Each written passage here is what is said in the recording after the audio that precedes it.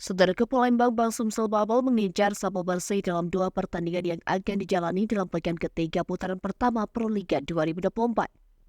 Moral tim asuhan Iwan Dedi sedang tinggi setelah hasil yang terbilang cukup impresif pada awal musim Proliga 2024. Langsung dihajar tiga pertandingan menghadapi tim favorit, Bang Sumsel Babel nyatanya mampu mencuri dua kemenangan. Sigit Ardian Dikaka menegakkan satu tim kuda hitam dengan mengalahkan Jakarta Bayangkara Presisi 3-1 dan Jakarta Steinband 3-2. Satu-satunya kekalahan didapat Bang Sumsel Babel dari juara bertahan Jakarta Lavani Alubang Elektrik dengan skor 0-3. Hasil itu membuat Bang Sumsel Babel tergeser di peringkat 4 di bawah Jakarta Pertamina Pertamax, Lavani, dan pemuncak klasmen sementara Steinband. Meski begitu, Bang Sumsel Babel punya kesempatan untuk meraih peringkat lebih tinggi karena baru bertanding 3 kali, sedangkan 3 tim di atasnya sudah 4 kali.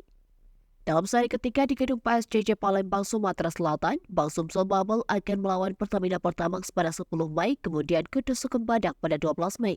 Manajer tim Bang Sumsel Babel, Ali Joni, berharap para pemain tidak menganggap remeh lawan-lawan yang akan dihadapi akhir pekan ini. Kewaspadaan Ali Joni bukannya tanpa alasan, diakuinya bahwa Bang Sumsel Babel malah lebih sering mendapat hasil kurang memuaskan di kandang pada tahun-tahun sebelumnya.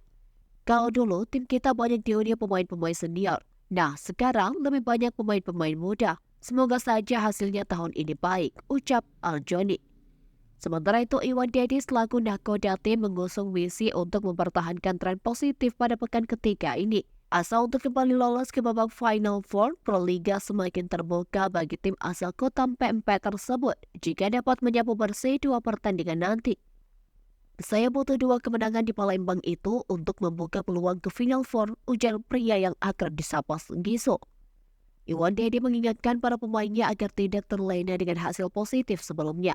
Tiga sudah bisa menang dari Steinband dan Bayangkara, saya takut anak-anak terlalu percaya diri. Mudah-mudahan itu bisa dihindari, katanya. Sementara itu, Wakil Direktur Proliga, Beginat Newan, mengungkapkan bahwa persaingan untuk 4 posisi teratas masih terbuka. Sebabnya mereka sudah saling mengalahkan. Persaingan semakin ketat, ini pasti akan semakin ketat untuk memastikan tim yang akan lolos Final Four, ujarnya. Seri Palembang akan tetap menggunakan video challenge. Musim lalu, video challenge ini hanya digunakan pada Final Four saja. Tahun ini kita gunakan sejak awal Proliga 2024 sampai selesai, jelasnya.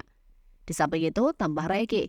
Pada musim ini diberlakukan technical timeout pada angka 8 dan 16 di setiap setnya. Seluruh pertandingan Proliga 2024 di Palembang pekan ini akan disiarkan secara langsung di MojiTV dan Video.com.